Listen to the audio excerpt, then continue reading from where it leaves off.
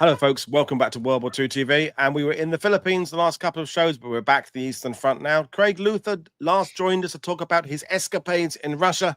Today, he is presenting an abridged version, obviously, of his new book, Guderian's Panzers, about Barbarossa and the defeat that followed.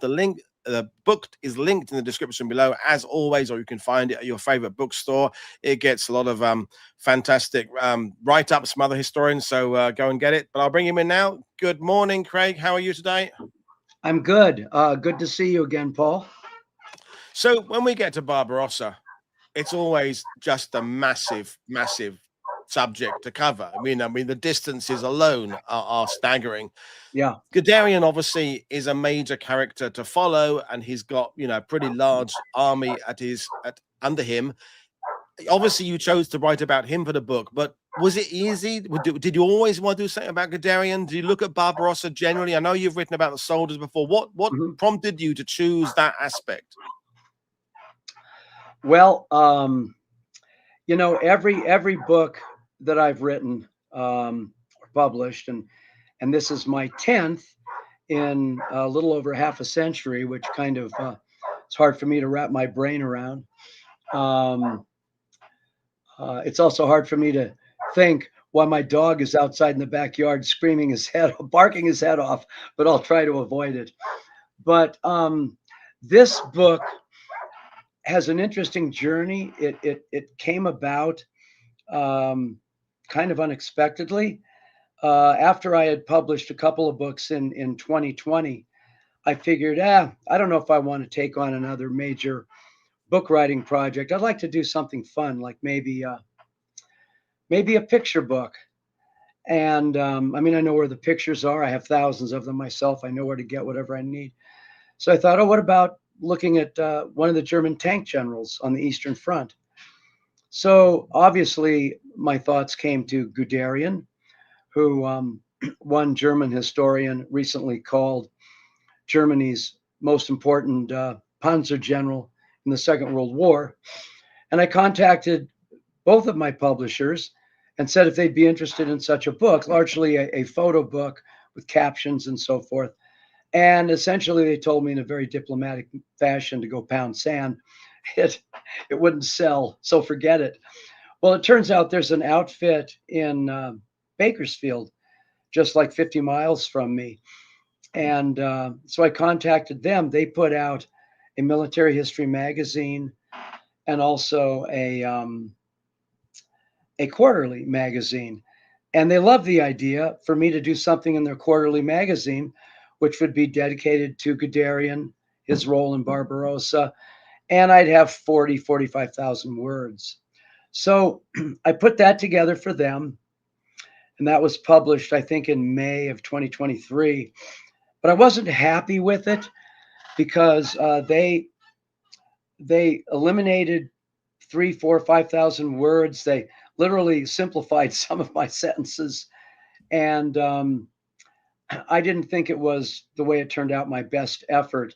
So it just kept kind of kind of in the back of my brain, just bothering me. And I'm saying to myself, I'd really like to take my original manuscript and turn it into something that I can really be proud of.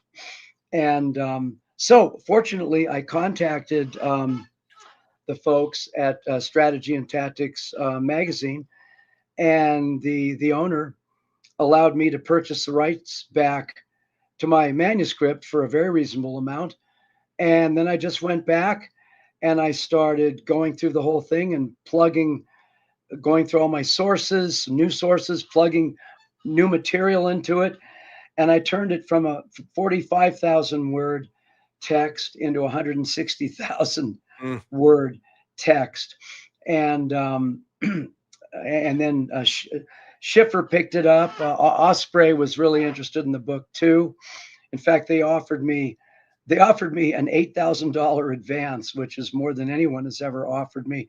But I went with Stackpole because I really like the folks I've been working with there, and thinking, well, this may be my last book, so better the devil you know than the devil you don't. But also, Guderian is a fascinating character, and of course, he played a huge role in the development of German armored doctrine and the development of the German tank corps in the late 1930s. Of course, he dramatically, in his memoir, he of course gives himself a little too much credit for what he did, because he had a lot of help. And one of the individuals he had help from was his chief of staff in the mid 30s, General Walter K. Nering. And Nering went on to command the 18th Panzer Division in Barbarossa, which was in Guderian's 2nd Panzer Group, to be specific, in General Lamelson's 47th Panzer Corps. And I got to know Walter Nering's son, Christoph, very, very well. And Christoph was a wonderful guy, and he had literally an encyclopedic knowledge of the Second World War. I wish I'd known at that point I was going to do a book on Guderian, because I would have picked his brains about what his father had told him about Guderian as a leader and a man. But I never had an opportunity to do that, because Christoph had serious health problems, and he took his life back in the spring of 2016. So in any case, I just wanted to mention that I dedicated my book to him. I had visited his house in Essen several times, including after I got, which we talked about before, after I got the crap beaten out of me. Oh, yeah. And was nearly killed in Russia. I ended up a couple days later, a little wobbly in his house, but he was a wonderful man. His wife was a wonderful lady. And so I when I was thinking of who to dedicate the book to, he immediately popped into mind. But also, getting back to Guderian and his memoir, one of the most important sources that historians have are memoirs of the primary participants, right? And but they're also one of the most dangerous sources to use, because they're filled with landmines. Because anyone who writes a memoir, whether it's Churchill, Field Marshal Montgomery, Guderian, whoever it might be, they, in fact, I don't remember if Montgomery wrote a memoir, but that's a different story. They always exaggerate their own role in things and sweep their mistakes or embarrassing moments under the rug. And Guderian's memoirs, they're good for he goes day by day through the events, whether he's talking about Poland, France, Operation Barbarossa. So you get that, and that's really helpful. But when he talks about controversial issues or conflicts he got into with, for example, with Field Marshal von Kluge, who at the start of the campaign commanded the 4th Army, and then the 4th Panzer Army for 4 or 5 weeks, where he actually had Guderian under his direct command. They hated each other, absolutely hated each other. And Guderian was the worst actor there. I think Kluge, on several occasions, he reached out to Guderian, as I understand it, and made an effort to kind of bury the hatchet, but Guderian really wouldn't have any of it. So he has a lot of very nasty things to say about Field Marshal von Kluge in his memoir. And there are parts of his memoir that are just are not accurate. And so my book kind of provides a corrective to that. But I want to make it clear, I'm not one of these historians, a kind of historian who really irritates me, who writes, who tells his reader everything you think you know about Guderian is a myth. Only I know the truth, and now I'm gonna lay it out for you. Or they have a a motive to tear somebody down because they think it's gonna sell books or make them more popular. And that was not my purpose here either. As we'll discuss, Guderian was truly a great man, not in a moral sense. I'm not making a moral judgment, but as a commander, as a thinker, as an intellect, and as a incredibly brave commander who truly loved his men, and his men loved him. In that sense, he was a great man, also because he played such a huge role in the Wehrmacht during the Second World War and before the Second World War.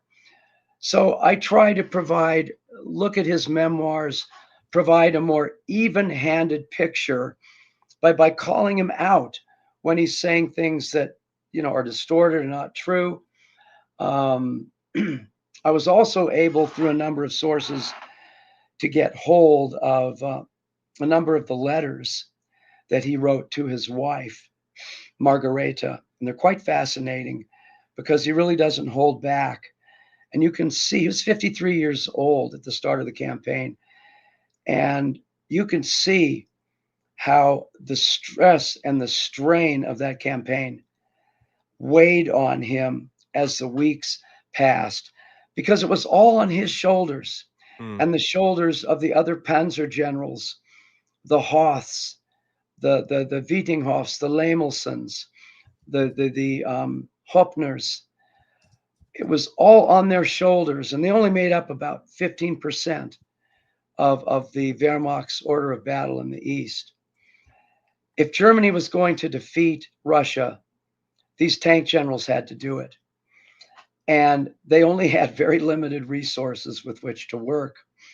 And the distance from the Soviet-German frontier around in the middle sector, from where Guderian attacked to Moscow, was about 1,040 kilometers.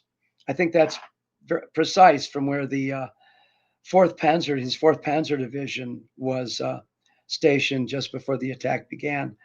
1,040 kilometers as the bird flies. Yeah. I think I said in an earlier, I was a little tired, or in a discussion with someone, as the snow flies, which may be true too, but I meant as the bird flies. Whereas in France, the distance from the Franco-German frontier to Paris, 300 kilometers. Yeah. So you see right there, I mean, the Soviet Union made up 1/6 of the Earth's surface. Yeah. They had numerically the largest military, more men, more tanks, more planes than the world had ever seen. And they had been thoroughly indoctrinated with communist ideology. And then after the war started, of course, they were fighting the Great Fatherland War, because at the same time, they also had this incredible patriotism and were willing to make unbelievable sacrifices that the French, the English, no one in Western Europe would have ever made. And Guderian didn't understand that. He understood that he faced special challenges in the East. The geographical distances, the primitive infrastructure of road and rail, and the fact that they were going to be numerically inferior, at least to the Soviet forces at the beginning of the campaign. In any case, he understood that, but he didn't really know, when you collectively put all that together, what it was going to mean. And I'm not just going to put that on him. I don't think any of them did, except for maybe a very few in the German general staff, among the top commanders. So, But a question for you, Craig. those are some of the reasons that I thought. Yeah. And just one other point. Yeah, go ahead. I'm going to ask you a question, Paul. Craig, because Yeah. we did a fantastic program about Rommel on Sunday, and we did MacArthur the last couple of days. We're not going to get into the complexity of the entire Barbarossa plan from north to south, because we'd be here for the whole of the evening. But does Guderian take the plan as given to him? Is he given operational freedom? Is he the kind of person to bend the plan? I mean, we had a comment very early on from Terry saying Guderian sometimes bent his orders until they were practically doubled in half. Would you agree he's that kind of commander? Oh, of course. Yeah. I think it was David Stahlhell in one of his books who put it that Guderian thought he was winning the war all by himself. And that was part of the problem. That was one of the reasons he got into conflicts with his superiors, because he didn't obey. He didn't obey his orders. He was not, for all his operational and tactical acumen, for all his bravery as a commander, he was not, in this sense, he was very much like Rommel. He wasn't strategically gifted. He didn't have serious strategic insights into the campaign he was fighting. And what shows that is he was literally obsessed with the capture of Moscow. And he wasn't going to let anything, any commander, any order get in his way. He was going to keep driving toward the Soviet capital, even when he had been told, send your forces, we're like during the Belostok-Minsk encirclement in late June and early July 41, where Hoth and his 3rd Panzer Group on the left wing of Field Marshal von Bock's Army Group Center came down from the north, and Guderian came across just above the Pripyat marshes from the south, and you can see the two encirclements there. Guderian left gaps in the encirclement, not only there, but several weeks later in the encirclement around Smolensk, because against orders, he kept sending the bulk of his forces toward the east, continuing on toward Moscow. And that just frustrated the bejeebers out of people like Kluge, 4th Army commander. And as I said, for a while, they put him, Hitler and the German Army High Command put Kluge in command of something they called the 4th Panzer Army, where the High Command put both Hoth's and Guderian's panzer groups under the control of Kluge, thinking that Kluge could babysit them and not let them get too out over their skis in pushing east when they had other things that needed to be done, like taking care of these encirclements. And that, as you might imagine, that didn't work out too well. And I think it was to be exact, on the 28th of July, when the OKH, the Oberkommando des Heeres, the Army High Command, broke up that arrangement and put Hoth and Guderian, put them back directly under the control of Field Marshal von Bock. And everybody kind of breathed a sigh of relief, because Kluge had his own problems. He was an infantry commander, not a tank commander. And at one point, and so he was being a little too conservative in his approach. And at one point in July, Field Marshal von Bock of Army Group Center got so frustrated with Kluge, he told him, make a fist somewhere, damn it. Concentrate these armored forces somewhere, and instead of having them spread out over hundreds of kilometers. But yeah, that was part of the problem, trying to determine, where's our center of gravity? This country is so huge. There are so many areas to strike at.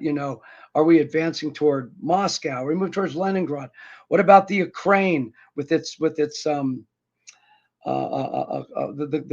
the breadbasket of Europe, the Donets industrial region, the oil of the Caucasus? There were so many different centers of gravity that it was hard to know where to strike. But no, Guderian did not listen to his orders most of the time. And that is what eventually got him fired the day after Christmas in 1941. And after that, he would never hold another field command. I'd like to take you back to the beginning of Barbarossa and the Yeah, next three photos that you sent me, because when Guderian's name comes up as the master of armored warfare, one of the contenders for master of armored warfare, yeah, we always remind ourselves that he's a signals officer, he's a wireless operator first, and that first and foremost, and that half track there with its extended area on the radios there, and then yeah, you've got yeah, the second iconic photo of him, which is the cover of your book, standing yes, looking at the in that it must have felt like hordes of armored vehicles heading off to to Moscow, as you said there. And then that one there of all the motorcycle combinations. yeah, yeah. Do we know how confident he was personally in his own ability to do the job, but more broadly in whether or not there's actually any success likely for Barbarossa? Because people like David Stahl and yourself and others and Prit Buttar and David Glantz have written about these campaigns, and the broad consensus is it was never going to work. But take us back to Guderian's feelings at the beginning of this. Well, ironically enough, as he says in his memoirs, I think it was around November 1940 or something, and that was the time, right about the time when he was made commander of the Second Panzer Group. And after several months after the end of the French campaign. And he says in his memoirs that when in late 1940, I believe it was, when he first heard about Hitler's plans to attack the Soviet Union, he was horrified. This can't be. Isn't he aware of those problems are insurmountable? And he says that he was totally against it. But interestingly enough, as time went on, he totally flipped his thinking 180 degrees, and he became a very strong proponent of the campaign, very enthusiastic about it. And that's kind of where he was with his thinking when the campaign started on the 22nd of June, 1941. And of course, the victories that he won initially.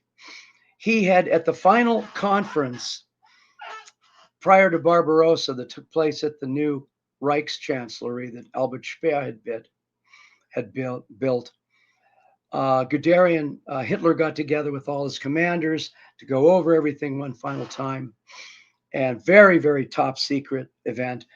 And Guderian was only asked one question at that entire event, which went on the entire day, essentially. And he was asked, how long do you think it will take you to get to Minsk, the capital of the Soviet Socialist Republic of Belarus at that point, now Belarus. By the way, it was a city of about 300,000 then. It's now a city of about 2 million. But anyway, when asked that question, Guderian said 6 days, which would have been around the 27th, 28th of June. Well, he actually reached the suburbs of Minsk on the 7th day. So he was almost right on with that. And the victories that he and the other panzer generals won at the beginning of Barbarossa were of course, unprecedented in the history of warfare up to that point. The encirclement battle of Belostok-Minsk, the Germans took from Soviet Western Front. Destroyed dozens of divisions, took some 300,000 prisoners, several thousand tanks and artillery pieces destroyed or captured. Then just a few weeks later, in the encirclement to the west and around Minsk, another 300,000 and several more armies destroyed. And of course, despite his hanky-panky, if you will, and not really being a team player, he still played a major role in both of those encirclements. But his greatest moment, the greatest moment of his 38-year military career, which had started back in 1907 in the Kaiser's Imperial Army. That came with the unbelievable encirclement battle that took place in the Ukraine around Kiev. And I know at some point we have a diagram showing the size of that encirclement, but he came down from the southern wing of Bock's Panzer Group, and against and his goal was to link up with Ewald von Kleist's First Panzer Group of Army Group South. It was going to push. Kleist Panzer Group had pushed across the Dnieper River and then moved up north to meet with Guderian spearheads that were heading south. The fact he was able to pull that off is truly amazing. First of all, he was fighting, he had a long extended eastern flank, which was constantly attacked by the Soviet, I think it was the Soviet Bryansk front. He had to deal with that. Then, already by this point, he began his move south on the 25th of August, after the Hitler and the High Command had gone through this 6-week period of soul searching after the Smolensk encirclement battle had come to an end. You know, where do we go from now? Where do we go from here? Our initial plans have failed. We weren't able, as we had thought, to knock the Red Army and the Soviet leadership out of the war, to destroy them in the initial campaign. So we have to figure out, we have to improvise from this point forward and figure out what we're going to do. Of course, OKH, the German generals, wanted to continue moving toward Moscow, as of course Guderian did. Hitler, of course, had other ideas. He didn't just look at things from a purely military perspective. He considered the economic issues and other political issues, and he wanted the Ukraine for a number of different reasons. One, it was a bread basket, and he thought it was needed to feed the German people. But he also recognized, and I think rightly so, if the Germans had continued their advance on Moscow in late August, early September, without first doing something about the Soviet of Kirponos's southwestern front in the Ukraine, that the right flank of Bock's Panzer Group would be totally exposed to continuous counterattacks. So what Hitler wanted to do first was clear the flanks, both in the north toward Leningrad, but more importantly in the Ukraine. So that's why he sent Guderian south.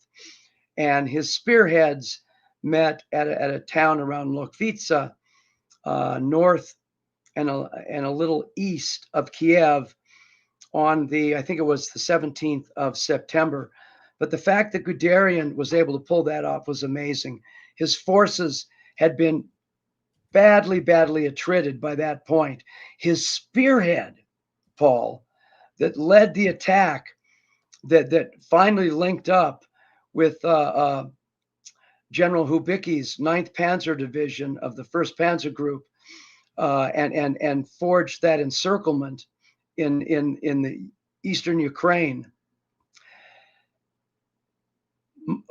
3rd Panzer Division of General Model, who went on to great fame, as we know, had 10 tanks. It had started the campaign with, I don't remember, something like 175. It had 10 operational tanks when it made its final push that linked up with the tank forces of Rundstedt's Army Group South. It also not only battled furious Soviet resistance, but the roads were terrible. It rained ceaselessly for almost 2 weeks during that period when he was trying to move south. So, but against all these obstacles, he pulled it off. And they ended up encircling a total of something like 5 Soviet armies, destroying around 50 Soviet divisions and taking some 650,000 prisoners. It was absolutely unprecedented in the history of warfare. I mean, we're hanging off every word, Craig, but in these early you stop stages, me if I rattle on too long. Just stop me. I'm just joining in. In these early stages, when, as you're saying, the Russians aren't doing very well, the Soviets aren't doing very well. You're saying the loss of numerous divisions there, but is it fair to say that the eventual problems that were going to beset Barbarossa are sort of visible there? It clues all through even the good stages. Crossing rivers, rain and mud. The fact they're losing equipment as they're moving, they're getting down, they're dropping in numbers. Things like, is it all sort of initial signs of what's going to happen later on? All right, is anybody noticing that, or are they all feeling that it's a part of a big sweeping maneuver and everything's going very well? Yeah, that's a great question. If you read some of the early works that came out on Barbarossa, or some of the early thinking in the West, where we didn't pay much attention to it. We won the war. We won the war, but by invading North Africa, then Sicily, Italy, and then, of course, the great attack on D-Day on the 6th of June. And, of course, I'm not going to belittle the role that Anglo-American forces played in defeating Hitler's Third Reich. And, of course, through Lend-Lease, we provided the Russians, by 1944, we provided them with hundreds of thousands of vehicles. We literally put the Red Army on wheels, thousands of tanks, aircraft, fuel, minerals, foodstuffs, you name it. But it was really the Red Army that was responsible for stopping and defeating Hitler's Wehrmacht, for cutting out the teeth, if you will, of Hitler's armed forces. Something like 70% of all German losses came on the Eastern Front.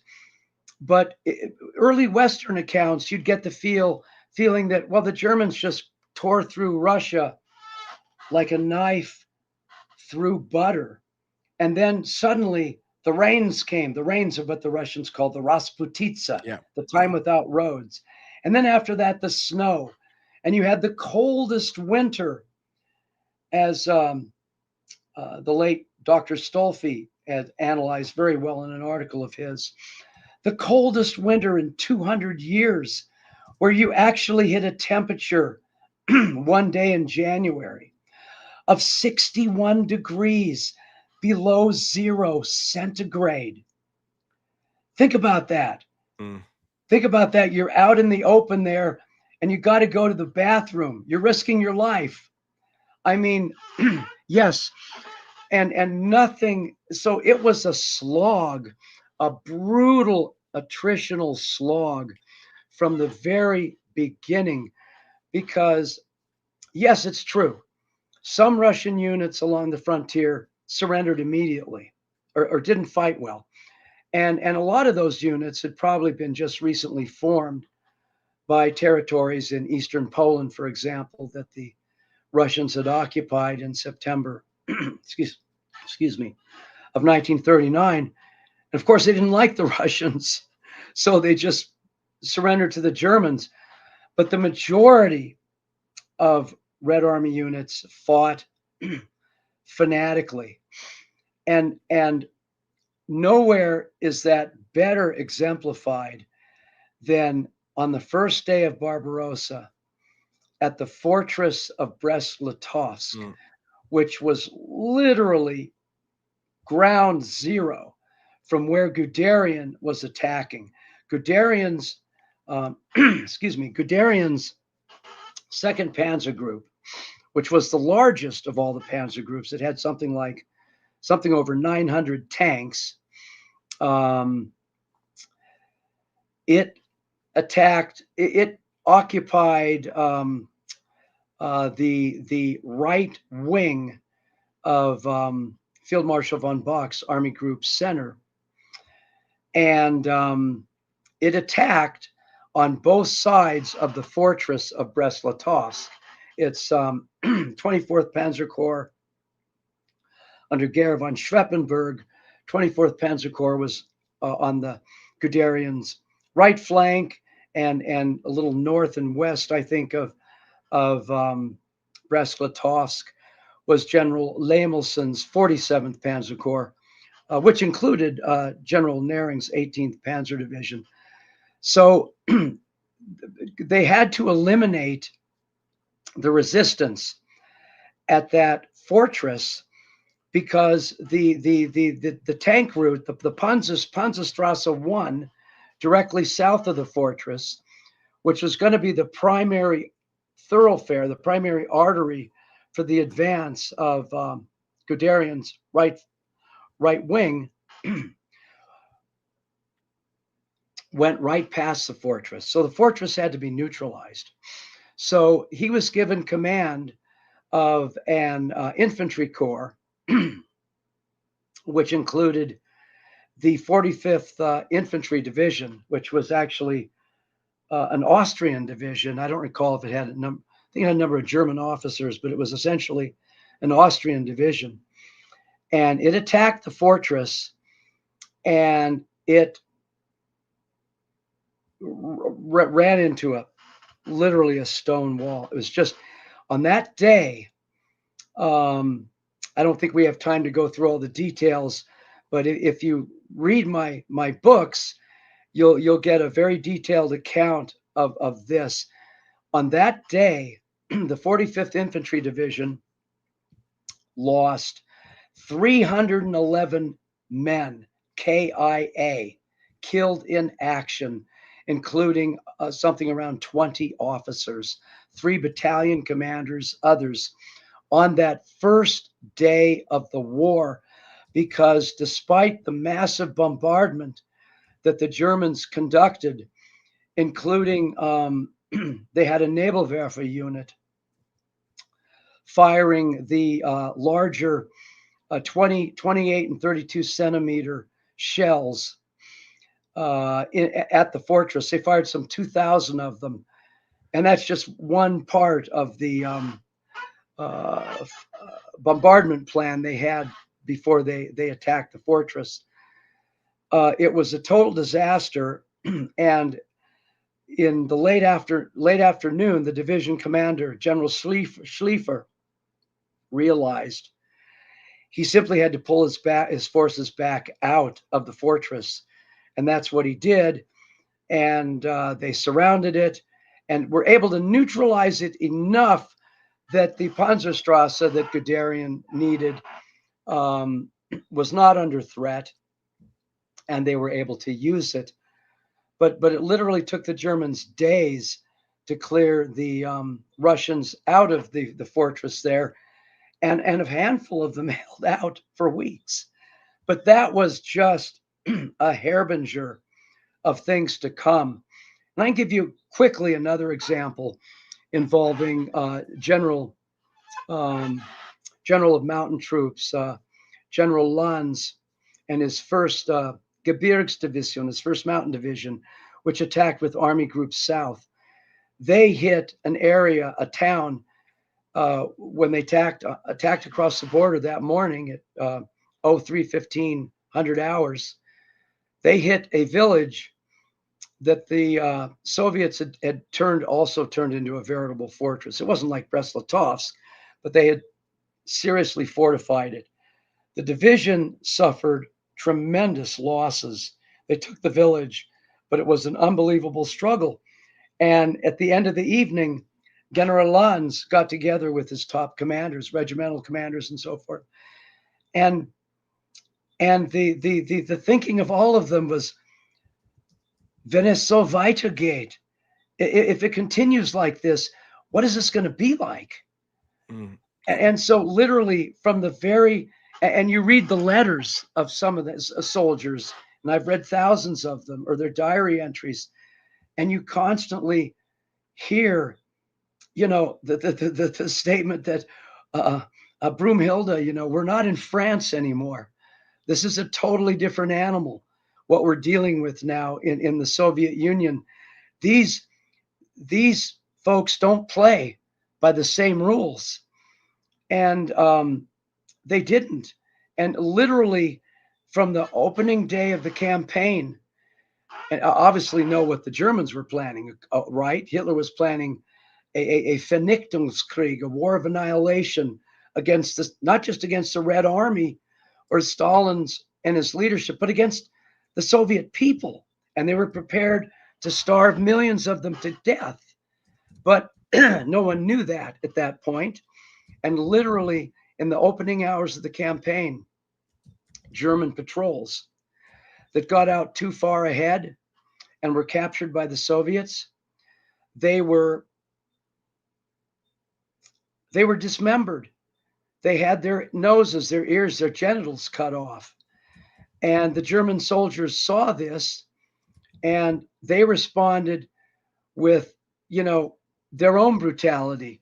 And one war crime by one side led to more war crimes by the other. So you have this sinister dialectic that just builds and builds until, both sides are often not even taking prisoners. I think in 1941, the Russians only took about 30 to 5,000 German soldiers prisoner. 95% of those were killed, never returned. And of course, the Germans did the same thing.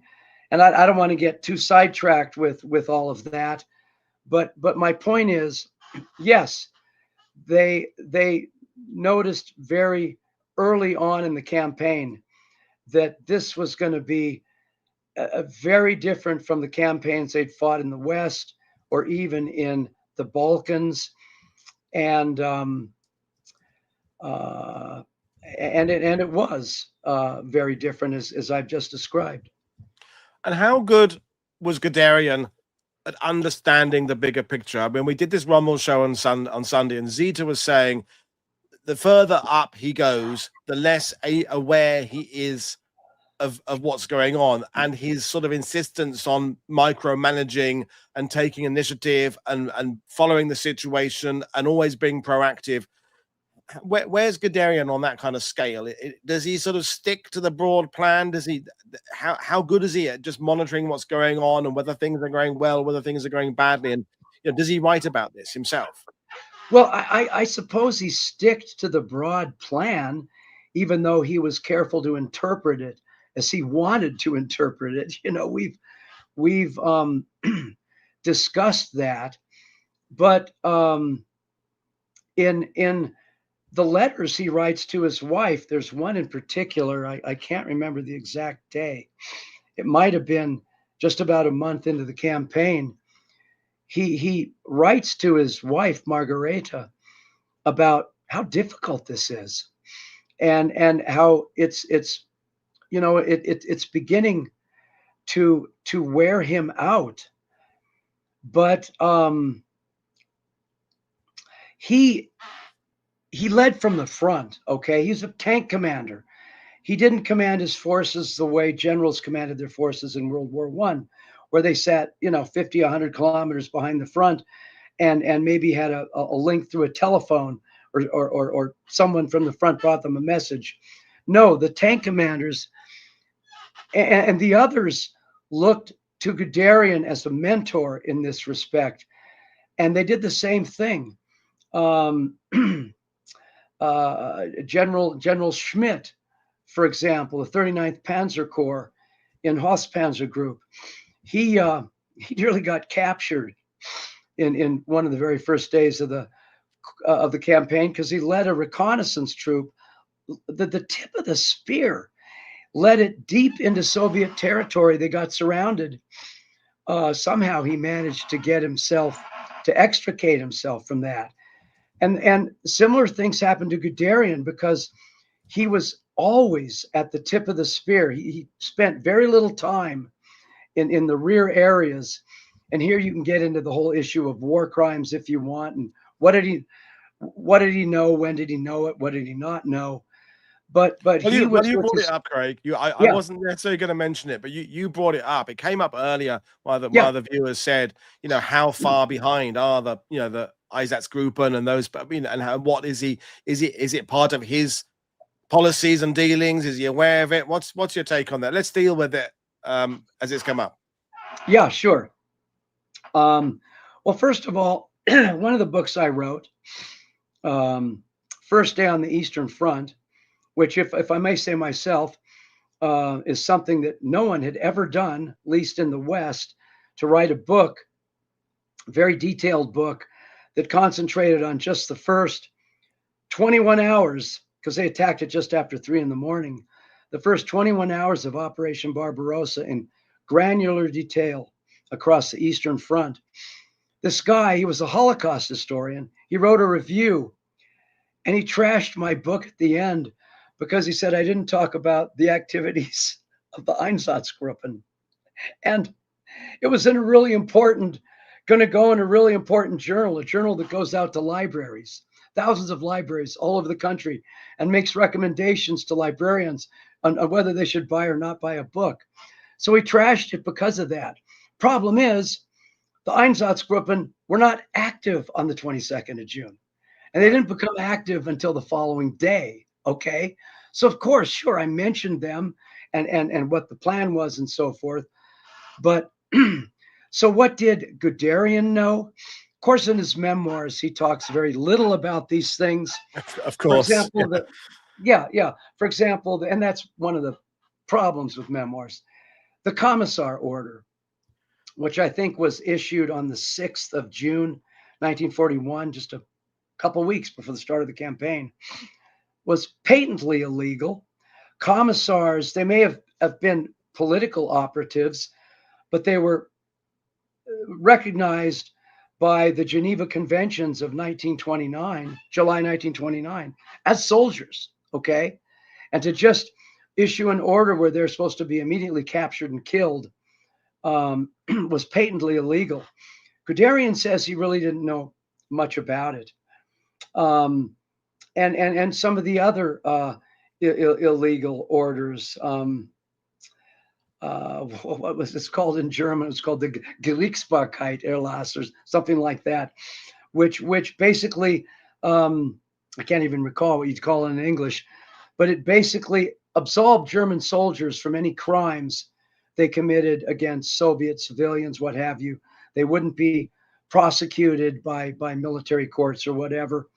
Now, sometimes that was followed, sometimes it wasn't. There were a number of cases where German soldiers for rape and things like that were indeed prosecuted by military courts and even executed. But you know,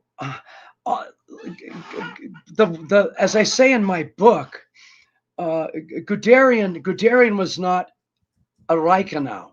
Okay, you remember Field Marshal von Reichenau, who commanded the 6th Army with Army Group South, and who eventually died of a stroke in January of 42.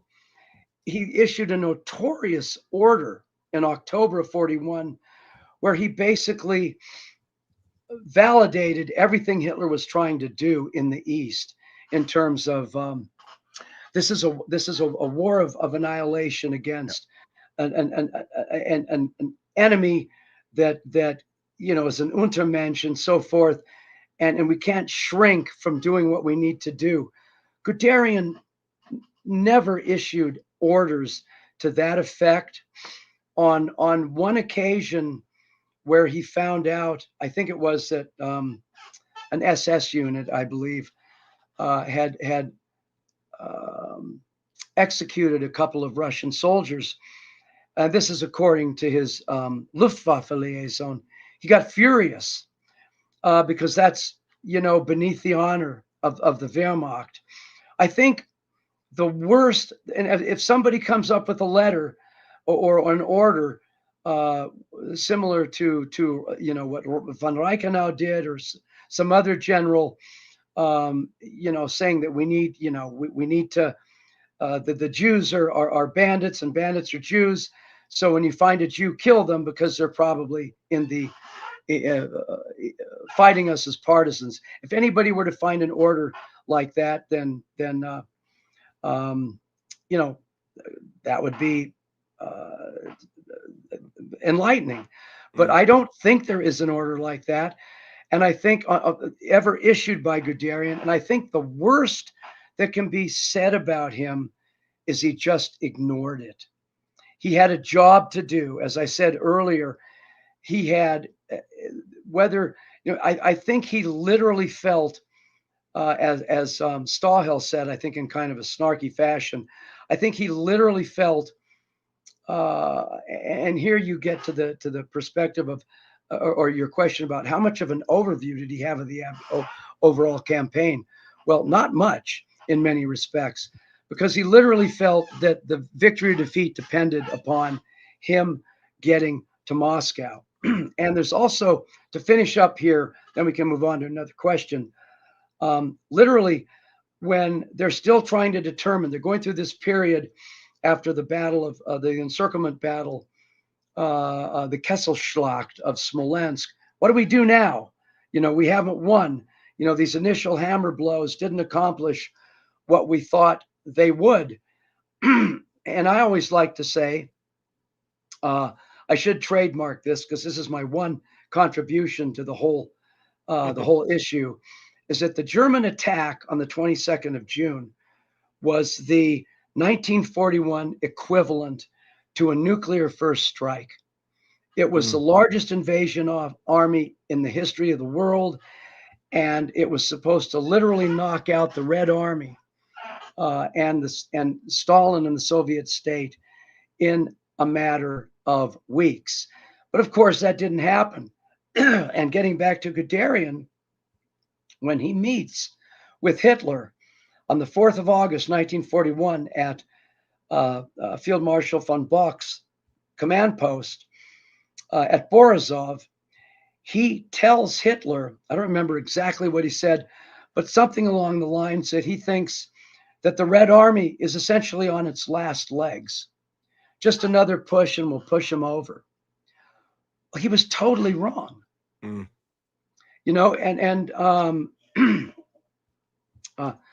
So no, he, as I said, he did not have a sophisticated strategic understanding of the campaign, but it's hard to blame him for it, or any of them, because under the whole concept of the Führerprinzip, they were never told or given any information other than what they needed to do their own job in their own sphere of influence. Right. just to underline my thoughts about the individual culpability of commanders, Guderian, von Bock, others, is that if you were to, create out of metalwork a sort of a sliding scale with the heads of the generals and at one on the left end is completely innocent, didn't know anything about it, and the other end is completely complicit, enjoying going out there and murdering people, you could slide all these different commanders' faces up and down that chart and kind of assess where they are on that scale. Some are clearly worse than others, some are less guilty than others.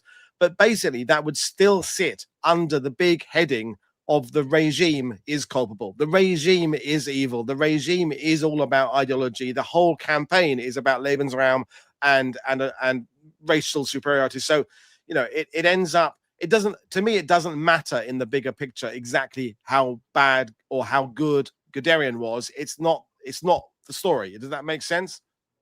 Well, yeah. Oh, geez, it's hard to put them on a scale, but someone like Field Marshal von Reichenau, who I mentioned, would clearly be one of the worst. Yep. Manstein, Field Marshal von Manstein, has a lot to answer for there too, when he was down in the Crimea with, I think, the 11th Army. I remember when I took my PhD written examinations, the final question was just a fun question, and it was, who was Germany's greatest general in World War II? So I said immediately, Erich von Manstein came to mind. So I wrote about him. But Guderian, they're all complicit to a Yeah. certain extent. They all knew what was going on, and at least in a passive sense. And I think Guderian was more guilty in a passive sense. Though later on in the war, he's removed from command, dismissed in December of late December 41. And that's an interesting story, because by this point, Hitler he was pulling back. I want to get sidelined here, but this is very interesting. He was pulling back against his orders. He was secretly, when the German high command found out about this, they were flabbergasted.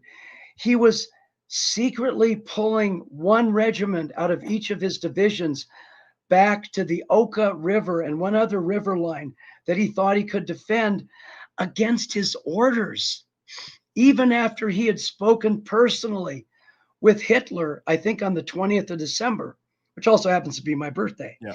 And he was, that's just outrageous when you think about it, how he was totally violating his orders. But then later on, he goes on and is made the Inspector General of Panzer Troops in early 43. And then the day after the attempted assassination of Hitler on the 20th of July, and it was interesting how he wriggled his way out of that, any complicity in that, because that didn't end well for a lot of people. Didn't end well, for example, for Panzer General Hoppner, who ended up on a meat hook at Placenzi prison, okay, and was one of the Barbarossa Panzer generals. But Guderian, on the day after, the 21st of July, was made the acting chief of the general staff, and he served in that position until sometime, I think, around February of 45, when he was ultimately let go. But during that period, he followed, I think, I don't go into that period in any great detail, but I think he followed pretty closely Hitler's directives to imbue more National Socialist ideology into the German military. And what mattered was not, if you were a commander, mattered not was your mastery of tactics. What mattered was your mastery of National Socialism. And these special officers, political officers, were then assigned to the armed forces, kind of like the commissars in the Red Army, and Guderian supported all that. But yeah, the Wehrmacht, as we learned, as starting in the 60s and in recent years, was much more complicit in these criminal activities than we had initially been aware of. And that's because we essentially we let the German generals and other German officers who were engaged by the U.S. Army in Europe in the years after World War II. We let them write the history of the Eastern Front. We took it all a bit face value. So, well, thanks for going down the rabbit hole of talking about culpability and war crimes. It's it's something that we mustn't ever forget. But to bring it back to the Barbarossa, I think when I was like 10 or 11, and I was reading my first books about the Eastern Front as a kid, I think of Barbarossa as essentially the German army getting to the outskirts of Moscow, and then it getting all shitty, and then there's the big retreat from Moscow. I simplified it to that very thing. But this map we've got on screen now, it's all about encirclements as well. It's all about certain groups have got to certain places. The Red Army's beginning to get itself sorted out, and it's a lack of cohesion. So everyone loves a nice simple map. Because it makes things simple. So no one loves them more than I do. So what are we looking at there? Okay, this is just it's really unbelievable. It gives you an idea of just what a monstrous theater of war it was on the Eastern Front, and how sad it is to think that 80 years later or more, we're now fighting a war in the same area Yeah. now. And millions are being made refugees and hundreds of thousands killed. This shows the extent of the encirclements, the Kiev encirclement, and an earlier one that happened when Guderian started to clean up his eastern flank, and he won a couple of victories, minor victories, like at Roslavel, which you see there at the north, at the beginning of August 1941, where he took something like 38,000 prisoners. And he wrote an interesting letter to his wife about that. It was kind of like, "Look what I've done, dear. I just captured another 38,000 Russians and took so many tanks," and so forth. It's kind of a amusing letter. But each of those arms of those triangles is 500 kilometers in length. Mm. And it is all the Russian soldiers that were encircled from Roslavel down through which we've discussed at some length, the giant Kesselschlacht or Cauldron Battle that took place largely east of Kiev, and destroyed, literally destroyed, the Soviet southwestern front. And so that was Hitler's decision, and it was kind of justified, because when they finally did launch their attack on Moscow, Guderian started 2 days way on the southern flank, and he started his operation on the 30th of September. But the main attack of Operation Typhoon began on the 2nd of October. At that point, the Germans were much stronger. They'd been reinforced, particularly the Panzer forces had been reinforced significantly, and the Red Army opposite Moscow was much weaker than it would have been if the Germans had tried to attack toward Moscow at the end of August, because the Red Army had been launching counterattack after a counterattack in several waves, literally going back to the second week of July. Then there was the counterattacks conducted by General Timoshenko, which badly attrited the German forces, but reduced the Red Army rifle divisions, which should have had maybe 12, 14,000 men, to something like 2,000 or 3,000 men when the Germans finally attacked in October. But as you can see from this map here, looking at the center left, the Germans just beyond Smolensk, or they're still 300 kilometers from Moscow. Okay. Yeah. And Guderian, of course, is farther away in the south. So he attacks up, as you can see with the arrows there, he attacks up to the northeast toward the town of Tula. It's actually a large industrial town, which was absolutely vital for Guderian to capture, to continue the advance on Moscow. It was precisely major communications point, obviously road point. It was exactly as 150 kilometers south of Moscow. But Guderian was never able to crack that nut. His forces had just become way too weak by that point, and the Russians kept reinforcing themselves. And here's a little fun fact that most of you don't know, which comes from one of Walter S. Dunn's books. Walter Dunn spent decades creating like note cards and so forth of the Soviet order of battle, just in granular detail. He estimates that from the beginning of June 1941 through the end of December 1941, the Russians committed, through their mobilization efforts, 50 new armies to the Eastern Front. Think about that. And even though a Soviet army was pretty much analogous to maybe a full strength German corps, okay, but that's still unbelievable. And even if they were poorly equipped and poorly trained, as Halder says in his diary, I believe on the 12th of August, they're there and they're treating our forces. As Halder says, he's just so frustrated. He says, my God, what's going on? We destroy 12 of their divisions, and then we're facing 12 more. Yeah. We destroyed them, and then there are 12 more.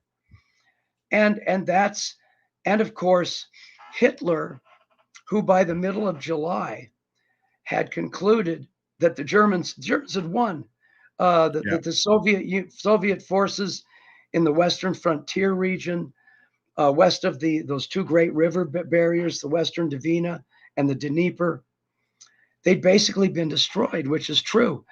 And the Germans had no idea of what the Russians had waiting for them in their second echelon. No idea. So in the middle of July, Hitler shifts the Schwerpunkt, or the focal point of German production, from the army to the Air Force and the Navy, the Luftwaffe and the Kriegsmarine, so they can begin to prepare for the final showdown, for Weltmacht, world power, against the Anglo-American sea and naval forces, because the war in Russia had been won. And then literally 2 weeks later, Hitler and his commanders are suddenly getting incredibly nervous, because the German advance, like Guderian's advance, from the 22nd of June to the 15th of July, which is basically, he got across the Dnieper, very, very adept tactical and operational moves by Guderian at that point, which you probably don't have time to get into, but very adept operations to get across the Dnieper. And we're just moving on Smolensk.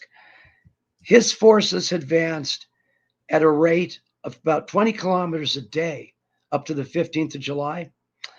After the 15th of July, to the beginning of August, the rate of advance fell to 4 or 5 kilometers a day.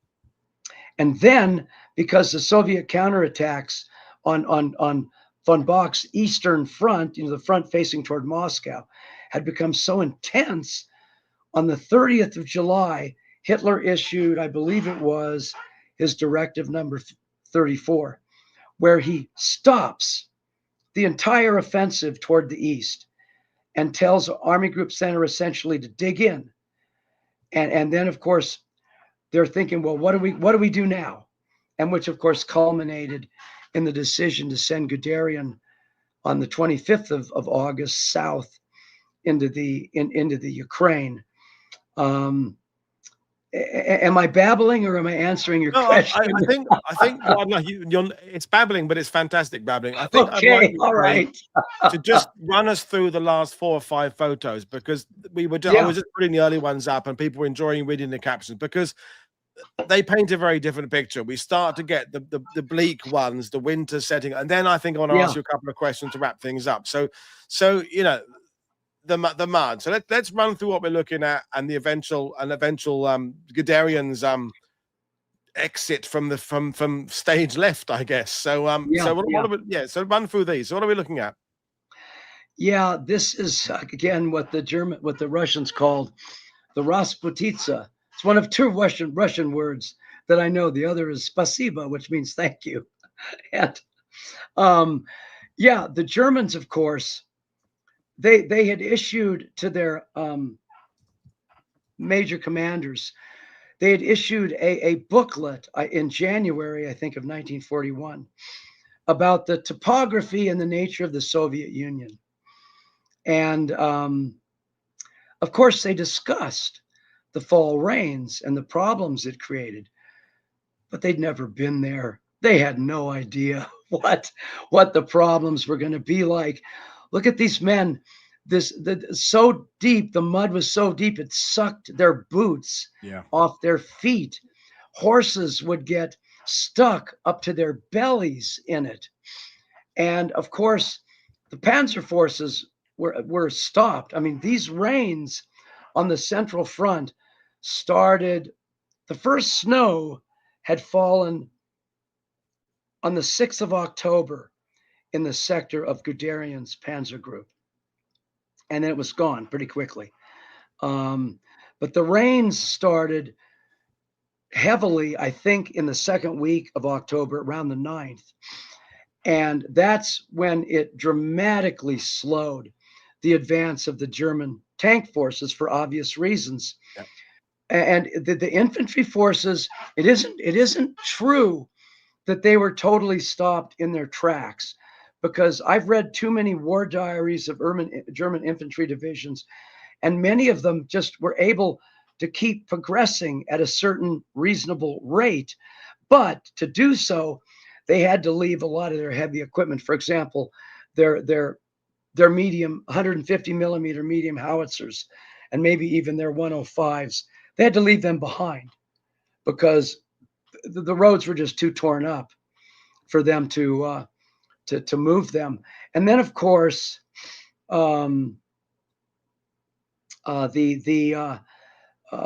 typhoon runs from the 2nd of October through the end of October, and the German forces have moved another 150 to 200 kilometers toward Moscow. And Guderian in the south, where he's basically acting independently because he's so far from where the main action is taking place, along the front of Army Group Center, which is actually 700 kilometers in length. Imagine that. Wow. Yeah. And he has fought at Bryansk, another major encirclement battle, and I think they encircled something like 50,000 Russian forces, and his tank forces literally at the beginning of his attack he attacked a couple days earlier to take advantage of the weather before it changed and to get some air power, because he knew that once the main attack started on the 2nd of October, he was going to lose any air support from the Luftwaffe. And his tank forces literally advanced like 150 kilometers to the town of Orel in 2 days. The trams were still running. That's how much they took the Russians by surprise when they arrived there. And they continued to advance. And then, like it always happened, then the worm begins to turn. The Soviets continue with their counterattacks, and they begin to prove to the Germans and to Guderian and to his primary tank commanders that the Russians are actually learning how to fight. There's an incident around the 15th of October that takes place at the town of Vitsensk. I don't even know how you pronounce it. It's Mtensk or something like that, KS. And the German spearhead, armored spearhead, gets smashed by a Russian counterattack with T-34s and the heavy KV-1s. And they're using very sophisticated tactics. And Guderian and tank commanders like Eberhard and others are stunned and thoroughly discouraged by what they're seeing. And Guderian immediately makes a request back to his high command.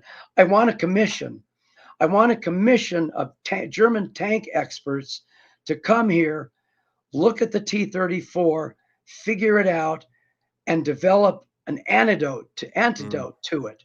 And that's what culminated in the development of the Panther, Panther tank, and against eventually even the Tiger, I guess. We got that last one there of the command bunker somewhere there in the, and just run through. I think some people know already, but run through exactly what it is that Guderian does to get his dismissal, so to speak. Well, I have one thing that I wrote here. Let me find this because it's quite interesting. Okay, yes. He's once again, he's not obeying his orders. and he's got the Fourth Army by say by the 20th of December. Well, let me go back. The Russians had launched major counterattacks against the German armored wings on both flanks, the flank north and Guderian's flank south of Moscow on the 6th of December, 5th and 6th of December. Germans were totally unprepared for it. Paul, literally the day before, their Fremde Heere Ost, their foreign armies east, which was responsible for intelligence involving the Red Army. The day before, on the 4th of December, they had told Hitler and the commanders in the east, oh, the Russians are totally worn out. We're going to have a quiet winter. And then the next day they attack. They had no idea, okay? So Guderian hadn't been trained essentially to fight a defensive war. You look at the German tank manuals, and I mentioned this, I think, in the book. They have like a tiny little, almost dismissive little section on defensive warfare. Virtually nothing. So they had to learn almost how to fight defensively against these Russian attacks from scratch. But Guderian starts pulling back when he's not supposed to, and when he does, he opens up gaps between, for example, on his northern flank, between him and the Fourth Army, which has now been taken over by Panzer General Schmidt. And you open up gaps, and you don't have to be a general to understand the problems that creates. And he's been told to hold his line, Hitler issued his famous halt order on the 16th of December. And that's kind of misunderstood.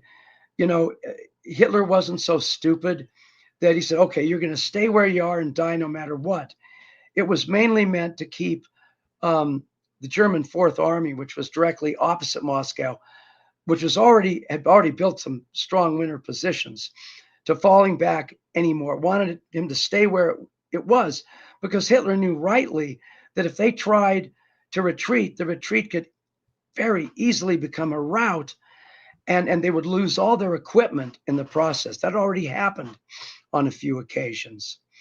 But when Guderian flew to Rostenburg and the Wolfschanze, the Wolf's Lair, and met with Hitler on the 20th of December, he asked to retreat, and Hitler told him, no, you're going to stand your ground. He said, do you think Frederick the Great's grenadiers wanted to die? Do you think they wanted to die? And then he said, I am the Führer, I am the head of this Reich, and I have a right to tell them to stand and die if that's what they need to do for the greater good. Hitler didn't listen. Guderian, didn't listen. He just kept pulling back. And then there was an incident involving a particular town and Guderian's 10th Motorized Division, where the 10th Motorized was unable to hold off a major Russian attack, and it had no choice but to fall back. But von Kluge, by this point, he had taken over as commander of Army Group Center because von Bock's stomach issues had come up against, and so he was back in the hospital, I think. And Guderian got in touch with von Kluge and said, oh, I'm sorry. We didn't mean for this to happen. I wasn't violating my orders. Well, by this point, von Kluge wasn't believing that. So on Christmas Day, he telephoned the chief of the general staff, Franz Halder. And Kluge told him, I can't work with Guderian anymore. And so he gave his chief of staff an ultimatum. He said, it's either me or him. And Kluge admitted that Guderian was a great commander. Okay, he had tremendous respect for him. But then he said, but he does not obey. And how could Kluge command his army group if his chief lieutenants were doing their own thing and not obeying.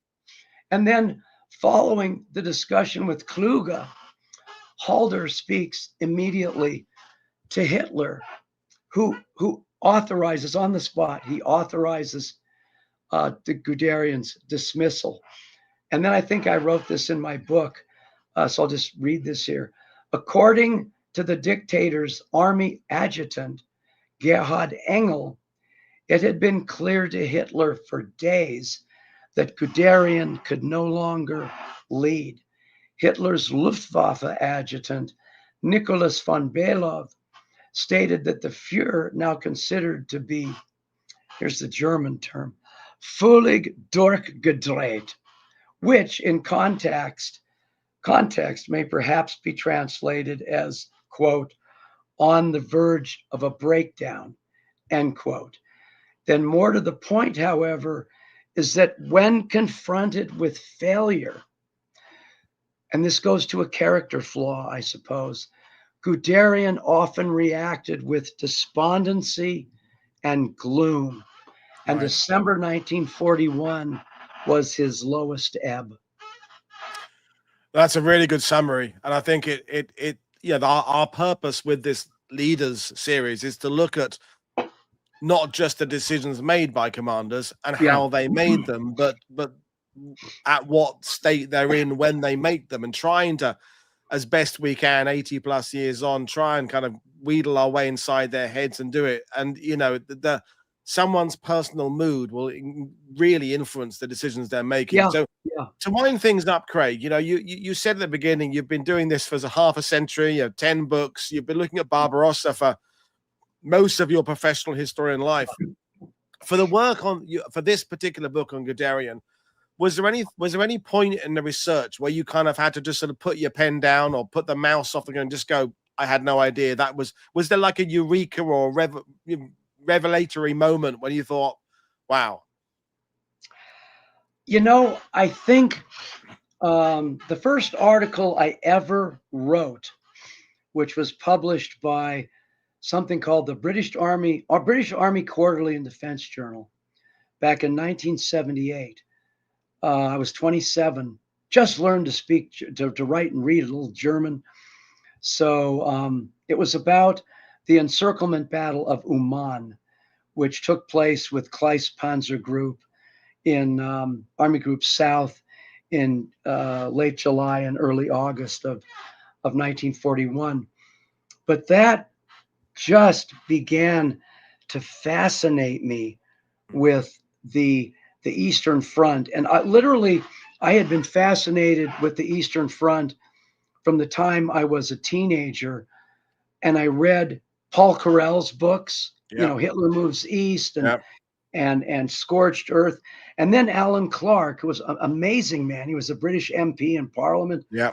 Did all sorts of things. He was like a Renaissance man. Yeah. He wrote the first full-length monograph on the Russo-German War. And I think it was just the size, the immensity of what was going on. and to this day, so much of what happened still reverberates in our world. It changed the arc of history. Yeah. In some respects, it was the start of it led to the Cold War. It was the start of the Holocaust. But getting more specific, I think what I've learned over the years, I think that has really amazed me, is the level of, I'm searching for words, which I often don't do as well at my age now as I did decades ago. The human catastrophe, the inhumanity that was displayed by so many on both sides, I think that has struck me. Yeah. But I have to tell you, I've spent pretty much this entire century, all my books have concentrated 5 or 6, whatever it is, on the Eastern Front. And I have grown.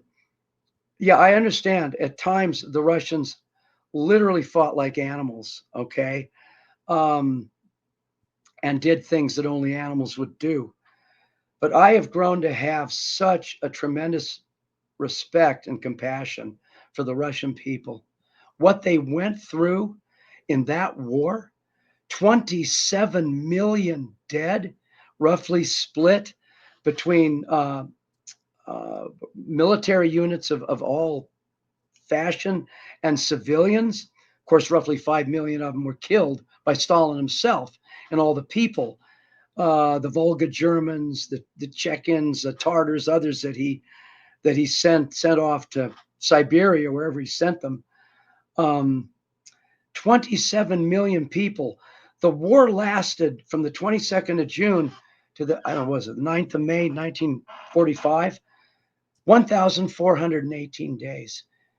You divide 27 million by 1,418 days, and you come out to a figure of just under 20,000 killed on an average every single day for 3.5 years. And they never gave up. Yeah. And that's, I mean, there's something about the Eastern Europeans that's just different than we are. And I don't know if it's good or bad. And it's manifesting itself right now in what we're seeing in Ukraine. Yeah. Very good They're point. not going to stop. They will fight to the last grenadier is left standing. Yeah, no, definitely. And I think, you know, my issue with the Eastern Front, a bit like with the Pacific, is that while I'm keeping my brain alert to the distances, the dimensions, the enormity, the number of rivers, the distances, while I'm doing that, you tend to kind of forget the personal stories. So my thanks go to people like yourself and David Stahl and Prit Buttar and Richard Hargreaves for both maintaining the understanding of distances and complexity and the enormity, but also keeping in the forefront, as you just sort of eloquently said there, the suffering of the Russian people, the Soviet people, the strain on the commanders on both sides, the terror on the soldiers of both sides, so that it doesn't just become like a big war games exercise where you're just moving, you know, wooden blocks on a map of army groups. So yeah, it's fantastic stuff. And you know, and someone just said a last question: how much did Guderian's heart condition play in his leadership? I mean, that's one of the things you start digging deeper with these commanders. You know, Rommel's got his issues. Guderian, you know, it happened to British commanders out in Italy. Who's the Tuka, Brigadier Tuka has things going on. Slim. Mental health connects to your physical health, and then physical health connects to your mental health.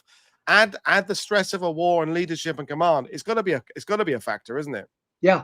Well, you have to ask yourself first, how much these were not old men. They were still relatively vigorous, but all the three commanders of the three army groups, von Lieb, von Bock, and von Rundstedt, they were all 60 or 61. Yeah. Guderian was 53. The other commanders, major tank commanders, were in their 40s, 50s. So they weren't old men, but they weren't young men either. And the stresses on him were, as I've said, were so serious. After he was relieved, in his memoir, he devotes, I don't know, 3 or 4 pages to 1942. Just goes right by. One of the things he doesn't mention, and I'll get to the health issue, is that he received, you know, Hitler was giving bribes to his generals.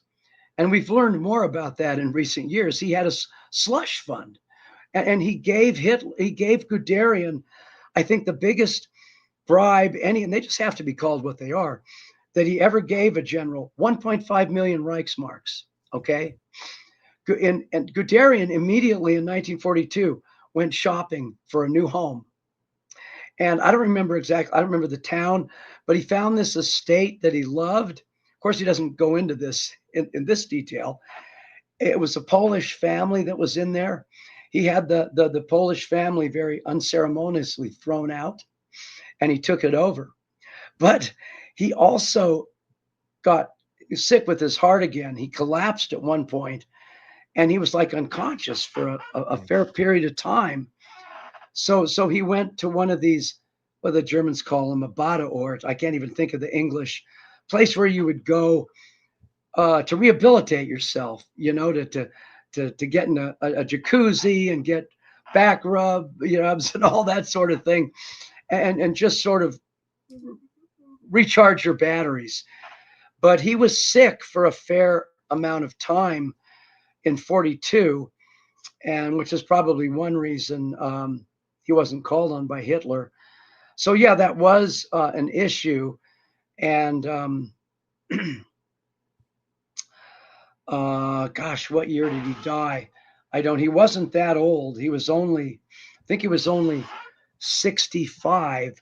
So he was born in 1888. So do the math. 1954, May the 14th, 54. I just checked. 54. Yeah. Okay. And yeah, he was born in 1888. What the Germans call the year of the three emperors, because they had three different emperors. So he was younger than me when he was doing Barbarossa. Yeah. I mean, I found myself when I began guiding, so 25 years ago, I'd refer to generals as being old. Now I'm older than some of them. I was starting to, well, they weren't that old. Yeah. So, well, yeah, I could be at my age right now, I could be Guderian's father. Wow. I mean, I sort of, I got to a point of relief when I realized, you know, when they were talking in Europe, this is a massive, great rabbit hole, but they're talking about Europe, about which countries might end up calling up people to send to Ukraine. I was thinking to myself, well, I've now surpassed, surely I'm now over the upper limit now at 56, you know, surely if anyone needs me. Paul, you're wrong. You're not.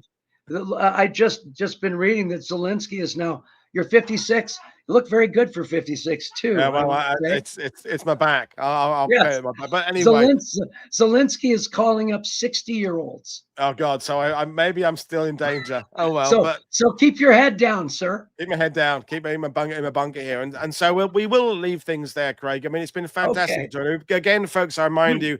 The links to purchasing the book on the description below, or you can find it at your favorite bookstore. And even if you've got books on Barbarossa already, or you've got books on German generals, it's another great addition to your library. Tomorrow, folks, much earlier, 3 hours earlier, I'm talking to John Parshall.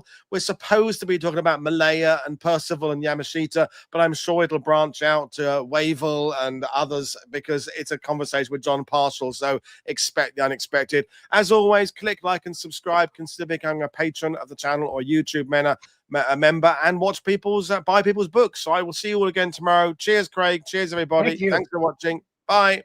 Bye-bye.